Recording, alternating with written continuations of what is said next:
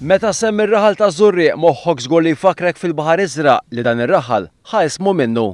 Mal-baħar żgur li tiftakar fil-Ħut u proprju l-Festa tal-Ħut kien l-isem ta' attività li s-Sindku taż-Żurrieq Ignatius Farrugia flimkien mal-Kunsill Lokali organizza l-Ħadd filgħodu fiż-Żurrieq. Kienet attività mimlija bistens ta' diversi prodotti u divertiment.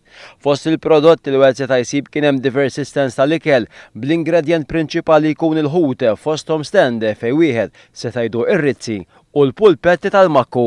Kien hemm stands oħra b'artiġġanat maħdum minn nies miż-Żurrieq stess, fosthom stands tal-arkett, ganutell u li nefżar ukoll maħduma bl-idejn.